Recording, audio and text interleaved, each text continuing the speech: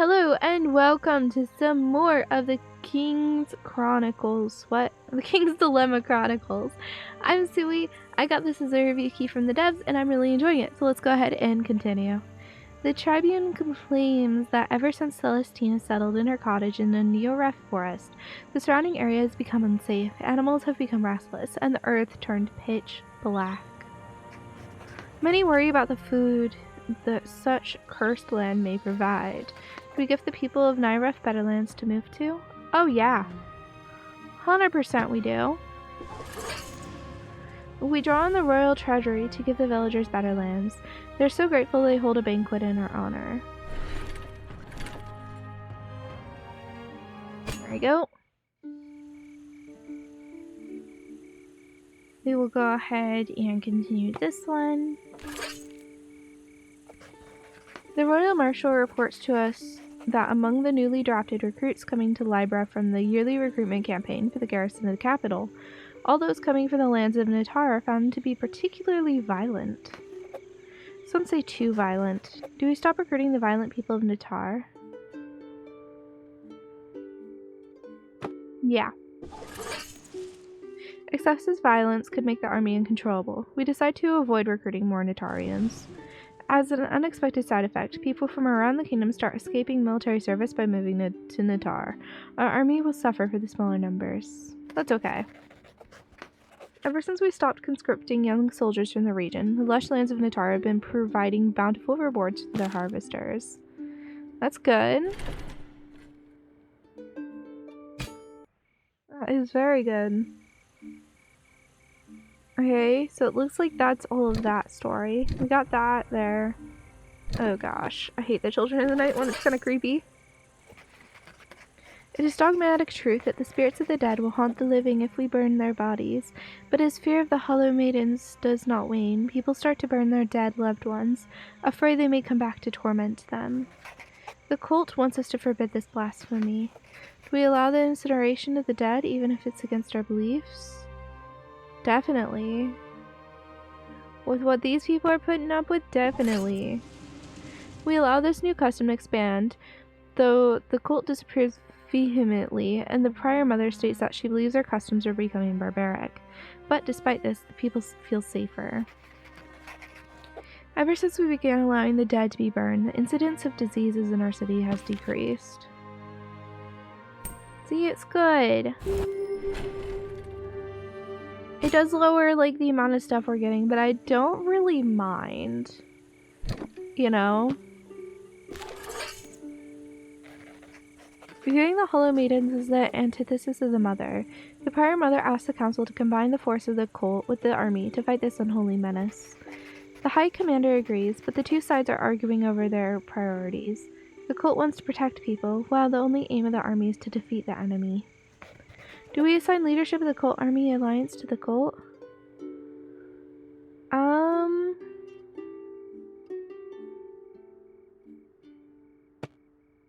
Sure. With the blessing of Orsul, the Saint Daughter of Strength, the prior mother appoints Una, a fighter priestess from the Circle of the Blessed, as the Iron Priestess. She'll be in charge of the Silver Mallet, the new task force dedicated to fight all monstrous and unnatural enemies. The Silver Mallet will prioritize the well-being of the people over the defeat of the enemy. Under the control of the Iron Priestess and morally guided by the cult, the Silver Mallet will oppose any supernatural threat to the realm. The monstrous Hollow Maidens continue to plague the night in Libra, but now we feel a bit more protected from their ravenous attacks. The commanders of the Silver Mallet devised a new training regimen.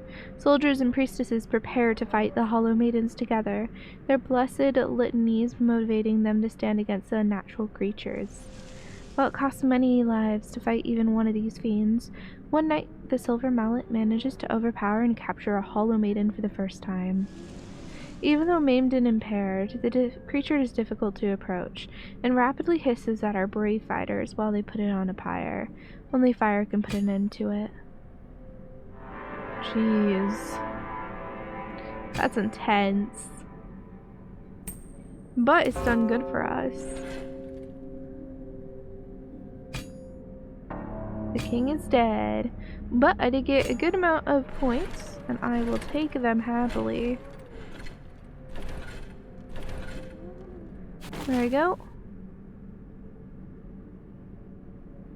Alright.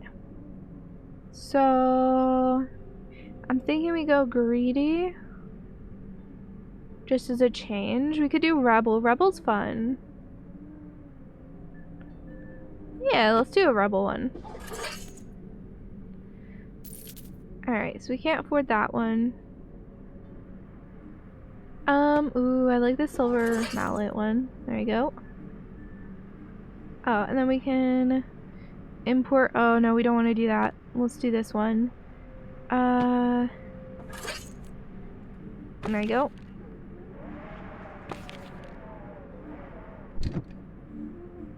Alright. Got more for the silver mallet here. Let's go ahead and do it over here. Our scouts followed a hollow maiden to her lair. The next night, when most of the hollow maidens leave to hunt, the silver mallet attacks with its full forces. After a gruesome battle and the sacrifice of many, Celestina is captured with many sisters of the Unending, and a little girl who looks just like her, probably her daughter. The mallet wants to execute them all, but the first judge says the little girl should be spared. Do we spare Celestina's young daughter? Definitely!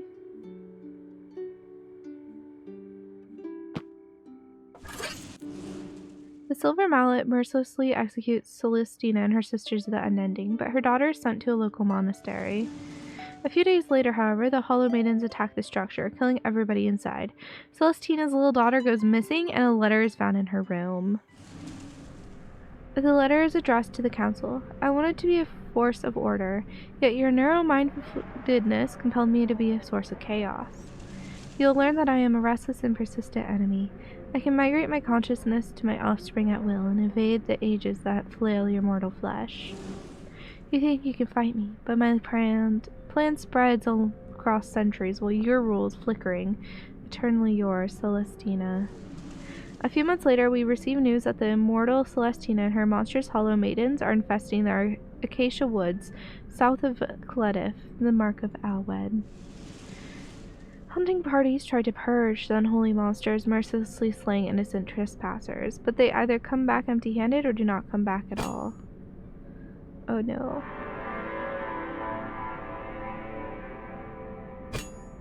Yeah, that was not a good ending. It's okay. We'll go ahead and continue the silver mallet. A group of the sisters of the Unending have occupied a small village near the Nyreth forest, taking the population hostage. They will exterminate all the villagers unless we surrender the Wonders of Concord, a book from the Royal Library regarding the ancient Concord Monastery and the Mark of Alwed. Okay. The Silver Mallet wants to free the village by force. Do we allow attack on the Sisters of Unending no matter the risk? Oh, definitely. Why am I going against what they want? I guess I'll say no. We decide to surrender the book. The Silver Mallet makes sure the villagers are safe, then tries to follow the heretics stealthily as they escape. But thanks to a smart diversion and a sacrifice of a few of their number, most of the Sisters of the Unending manage to escape. That's not good. Does the color change based off the way they move? I think it does. I think I'm figuring it out. Okay. Sister Tylea, a scholar priestess from Fleur in the Duchy of Ludden, found striking similarities between Celestina's customs and some obscure chronicles found in the Royal Library about the early years of the Mother's presence on Earth. Oh no. She wants to go to the monastery of Lorraine to investigate, but is very close to the area of Celestina's secret hideout. Do we escort Sister Tylea, scholar priestess, to Lorraine's monastery? Yeah. Sister Tylea leaves for Lorraine, escorted by their knights. However, they are attacked by 3 hollow maidens while on their way. Most of the knights sacrifice their lives to hold the maidens and let Tylea escape. What she discovers in Lorraine sheds a disconcerting light over the figure of the mother. Tylea has completed a thorough study of what appears to be the King Omad's own words. The most interesting parts of the mother's 3 rites of blood: creation, transfusion, and infection.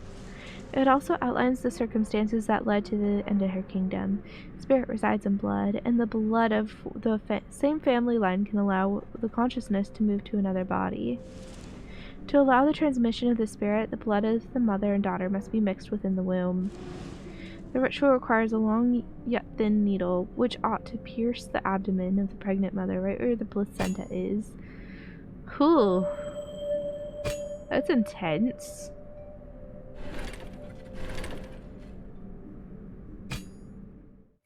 Okay. That's very intense.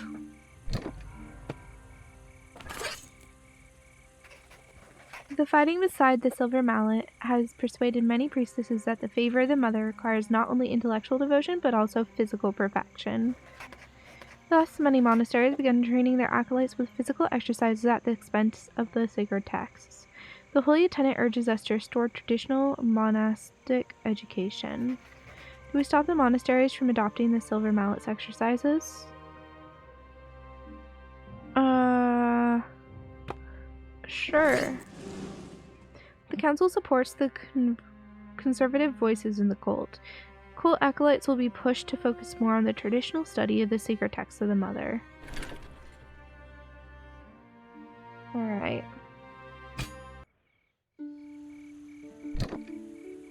Let's see here. The Trade Guild. A unscrupulous merchant is selling pieces of corpses, claiming there are trophies from the Hollow Maidens. It is becoming a very profitable fraud. Do we punish the merchant? Oh yeah, we do. Do we punish the seller of fake Hollow Maiden corpses for a scam? Yes, we do. The guards close down the shop and bury all its contents. In a stinking butchery behind the shop, the guards also found a ring that belonged to a renowned local prostitute who recently went missing. After the closure of the shop, the number of prostitutes and homeless people going missing in the nearby area is greatly reduced. That's good. See, it was a good choice. Okay, well, we finished that story. I'm gonna, I think, finish these here. Yeah. And then we'll go ahead and do, like, the Ashers and Tale of Sorrow and stuff, because those are sad. There's so much bad happening in that storyline. Alright.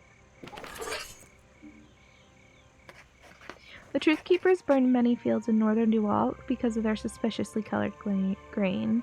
The fires are now spreading to Tyrol. The Zealots claim that the wheat was corrupted by evil and had to be destroyed, but many farmers had completely lost their crops and begged for help. Do we compensate the farmers affected by the devastated fields? I mean, yeah, we do. We help them out? Come on. As a part of the royal treasury is allowed to compensate the ruined farmers in Dualac and Tyrol for the damage caused by the Zealots ravaging the countryside. This will bring relief to the populace, but will take its toll on our finances. I don't care, we're always messing with the finances hard.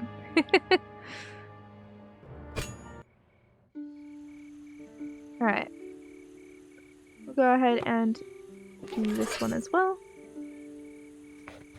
A city guard is found dead in Hogford while it's in possession of a book called The Dark Light of the Ninth Daughter, allegedly killed by a group of Truth Keepers. It is known that they think the book is heretical, but they claim the guard was already dead when they found him. Do we punish the Truth Keeper fanatics? Wait, let me reread that. Possession of a book. Okay, so they're talking about that. The Ninth Daughter. Sure. The Truth Keepers have caused fear and havoc throughout the kingdom for months, so their claims of innocence are difficult to believe. The culprits of this heinous crime are summarily executed as an example to all. Fanaticism can't take the place of the king's law. We punish the Truth Keepers and we stood up for the ability to think differently, and intellectual curiosity is booming. Let's go.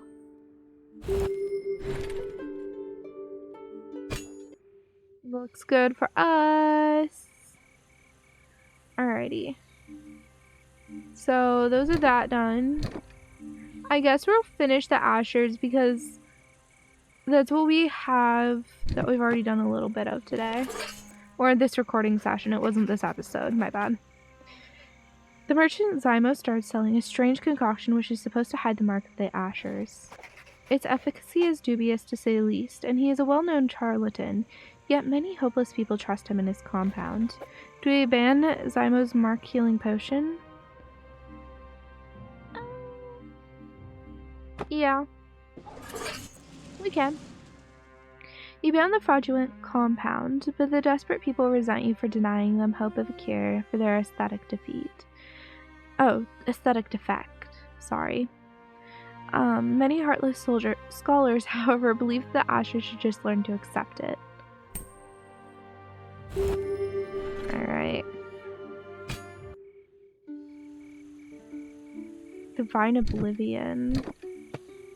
What was that? Oh, the Holy Mist! The trade of Holy Mist is booming, making fortunes of many merchants, but the abuse of this substance is having unhealthy, addictive effects on the lowest social stratum of society. Do we ban the private selling and consumption of Holy Mist? I think so. The Holy Mist will only be available to the cult for use during sacred ceremonies. The unhealthy effects of its abuse should quickly stop from spreading. A booming market is, however, lost. I'm fine with that. After we reserved the use of Holy Mist to the cult, the holy ceremonies became extremely popular, boosting the spirit of our people. Sounds good to me.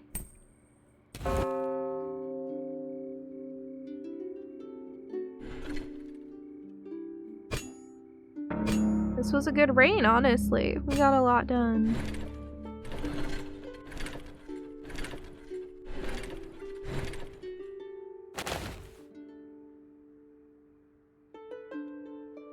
Go.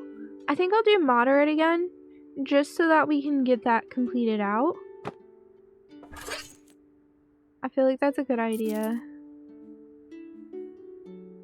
Okay, so I can import that, which I don't really want. Wine and diplomacy. Strengthen your diplomatic relationships with other countries by organizing annual conventions.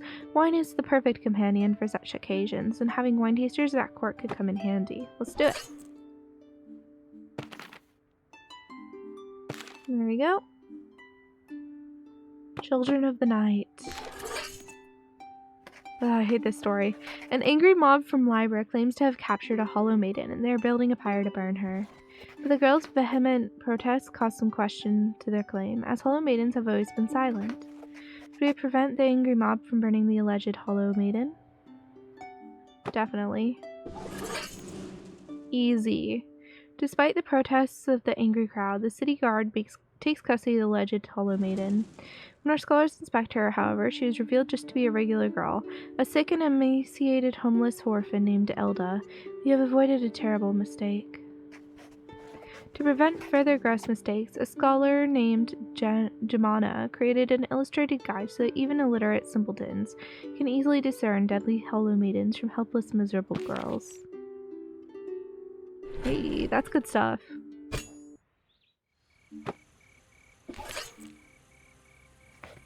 The tales of Celestina's profane monsters make for popular street theater performances.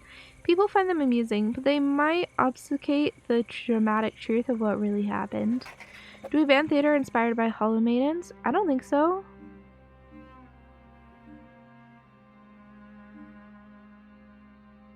But it's too recent. It's too soon. We ban the cheap theater performances. We can't allow people to turn the horrors of the Hollow Maidens into entertaining tales that could cause reckless, ignorant people to underestimate this threat of Celestina. Yeah, I don't regret that. Okay, so we only have these 4 or 5, and they're all part of this. So we got A Tale of Sorrow, which was pretty early on. I think I'll just go in order here. Hoidos, a merchant from the coast importing fish to the Mark of Tyrol, curiously let a load of fish rot during transport. Taking advantage of the dire need for food in the cities of the region, he sold it anyway at an obscene price, causing a major epidemic of dysentery in Vandus. Oidos claims it was an honest mistake. Do we punish him for the rotten food seller? Yes, he should know better. He should definitely know better. We forced Oidos to eat his own rotten fish for a week. The dreadful spectacle may deter other merchants from investing in our kingdom, but it will definitely deter further scams.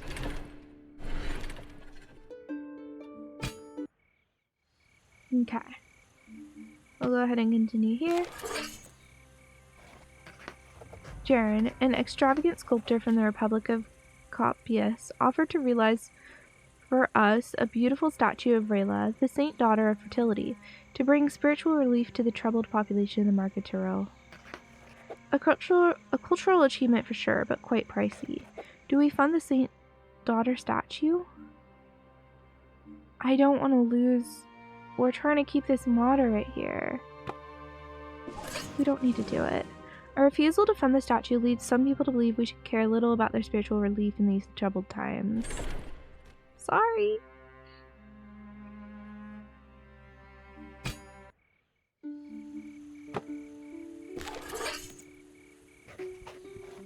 Our troops are stationed in Tyrell, waiting for instructions from the commander. Aniar is relatively close to the border, so a focused attack from the south could settle the matter quickly, but we could also use the Abney River to send some soldiers into the heart of the territory. Do we split our forces? Yeah, I'll say nay. We decide to launch the assault from the south with a single massive troop. This is exactly what the enemy expected. Oh no. They set up deadly traps and ambushes in the small village of Ron, just south of Niar. While not enough to push us back, they served the purpose of buying them the time to organize a total defense of the southern part of the city. When we finally reach the area, our men are nothing but moving targets. After 3 days of siege and countless losses on our side, we are forced to retreat. Following our humiliating defeat against the Kingdom of Muir, we've been forced to pay hefty war reparations, a cost that will weigh on the shoulders of many generations to come. Oh no. My bad.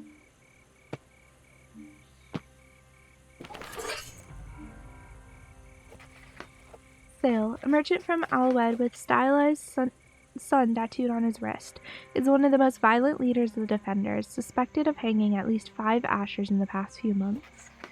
The Tribune thinks a public execution would bring relief to the family of the Sale victims, but the first judge says we have insufficient evidence to incriminate him. Do we order Sale's execution? If we're not sure, we shouldn't do it.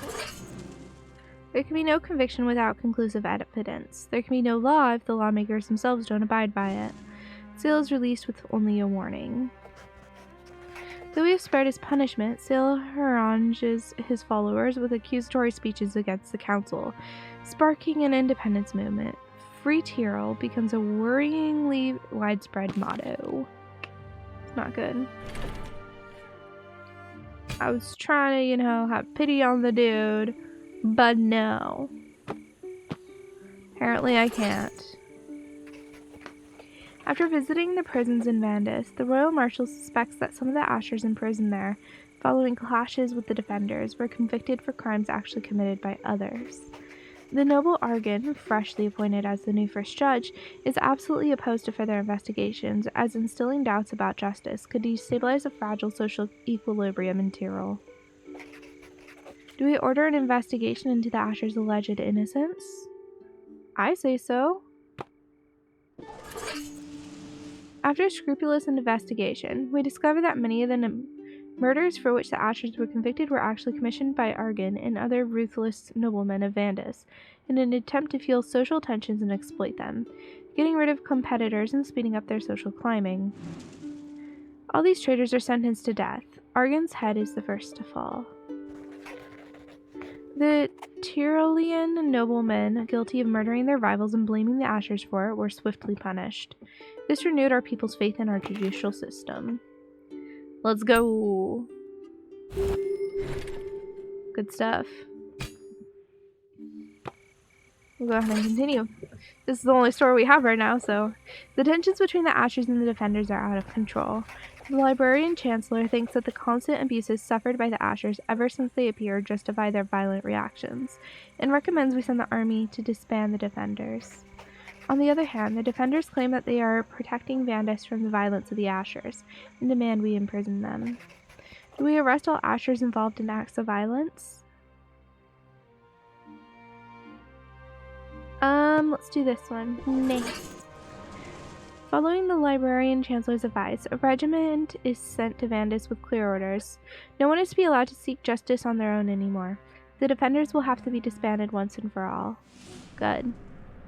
A regiment arrives in Vandus, capital city of the Mark of Tyrol, where the Defenders are most active. Every vigilante found is deterred from continuing their activities by all means necessary. Many locals are displeased by the rude manners of the soldiers, but in a short time, few are left who speak for the Defenders, and the Ashers again frequent public spaces. Even if they are still discriminated against, the frequency of their violent acts seems to decrease. A sinister rumor suggests that they are plagued by bloody nightmares, and even more disturbingly, that the violent events in their dreams often come true, possibly explaining their violent tendencies. They have merely been anticipating violence with violence. I thought they weren't that bad.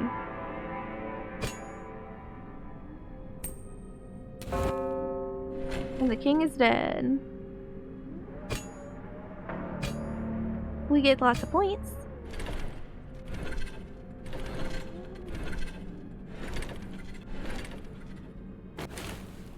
There we go. Okay, we need more of the black crowns.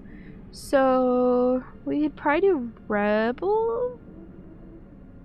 Though I think greedy or opportunist is better. Let's go for opportunist. And the only thing we can do is import this, which ain't great, but we'll do it. Let's see what happens. Alright. We'll go ahead and continue.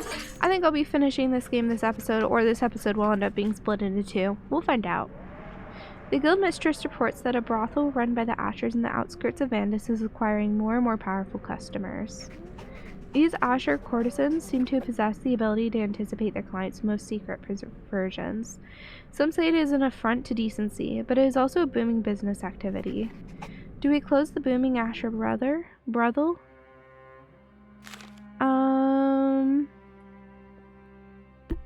I don't see why we would close it.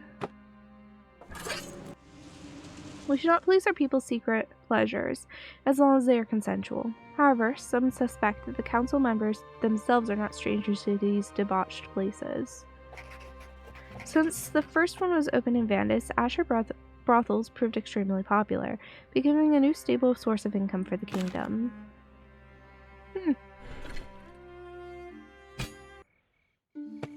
Alright. During the early chaotic days of their presence in Vandus, some of the soldiers sent to disband the Defenders committed several unjustified acts of violence at the expense of innocent people. The victims demand justice, but the High Commander dismisses that the episodes as of regrettable but accidental mistakes, an unfortunate side effect of the delicate situation. Do we punish the guilty soldiers? No. We don't. Given the difficult situation in Vandus, at the apex of the Defenders' crisis, it seems appropriate to turn a blind eye to such venial sins. The honor of the soldiers will not be tarnished, but the Council's perceived lack of protection for the victims of abuse puts a pinch of salt on their still open wounds. I'm sorry, we had to do something. We didn't punish the abuses of power perpetrated by soldiers during the Defender crisis, so other soldiers feel entitled to improperly exercise their authority, leading to further incidents. Oops. Oops.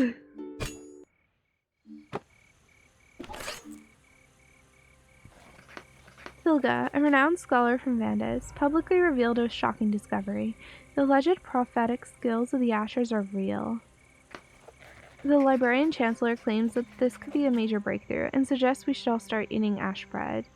The people are terrified by the unnatural nature of Ashers, though, and may never accept it. Do we publicly condone the consumption of ash bread? Condone means... Hold on, my brain. I don't know why I always struggle with this word. Let me use the internets here. It is to accept and allow to continue or approve of something. Okay.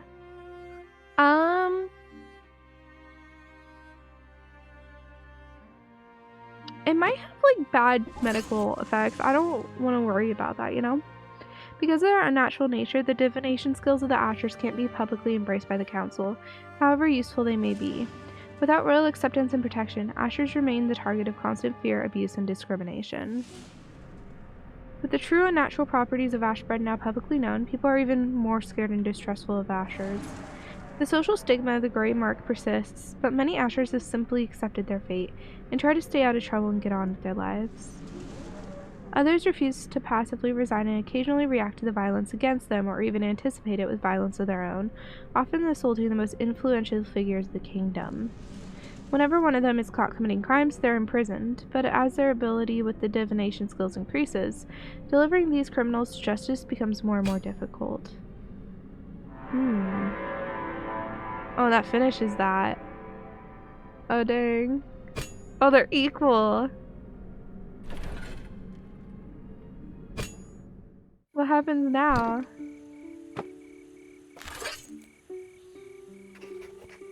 An Asher named Flavium has predicted the fall of our kingdom at the hands of an invisible threat. Given the current climate of tension, the Tribune thinks we should not publicly endorse him. The Librarian Chancellor, however, recommends we secretly assist him in interpreting his dreams, but this would be a costly endeavor. Do we help Flavium, the gifted Asher, unveil the mysterious threat? Yeah.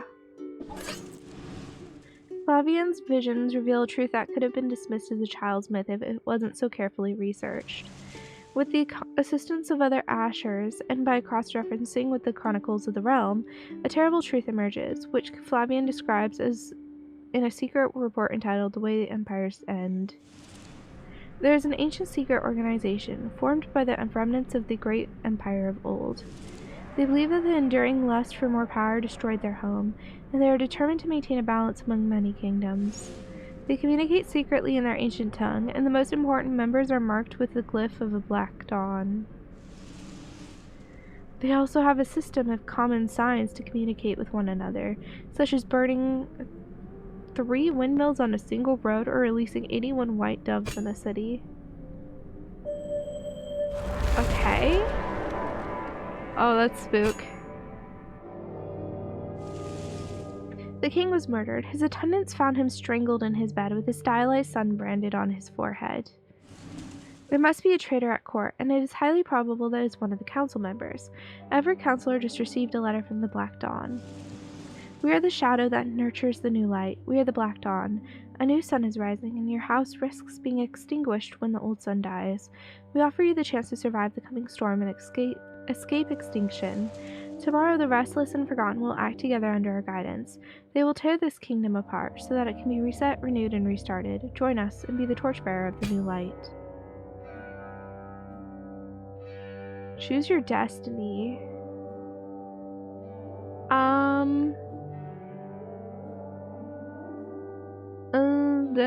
I don't know. I don't know, man. How do I choose? I feel like defending the realm is the better thing to do. Let's do it. A silent tide has been slowly rising, imperceptibly suffocating our civilizations. The Black Dawn has been building a network of contacts and informants since even before the rise of the kingdom of the Ankist.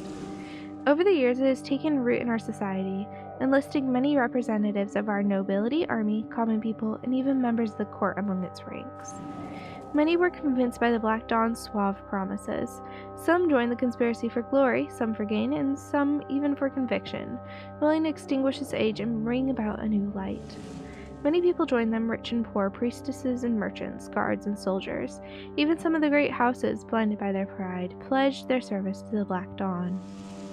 The council is confronted with a complete breakdown of the kingdom's infrastructure. The usual communication is interrupted. We stop receiving reports and our orders can't be transmitted. The sinews of the kingdom are effectively severed, and the council is blinded from what is going on outside Libra.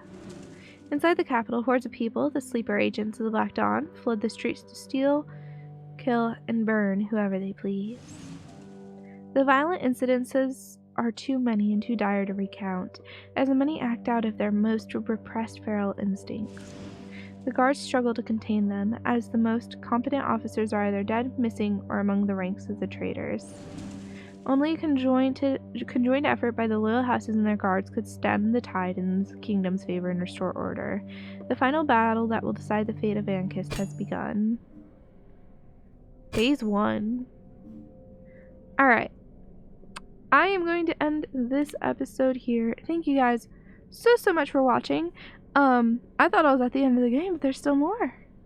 This is cool. Okay. Anyway, thank you guys so much for watching. If you enjoyed, let me know what you would have done. Would you have picked traitors or loyalists? The traitors sounded really interesting, but it's like, I don't know. There's nothing wrong with the group we got going, you know? Anyway, if you've enjoyed, make sure you like this video, subscribe to me here on YouTube, and go follow me over on Twitch. I stream there 4 days a week. Thank you guys so much for watching, and I will see you in the next episode.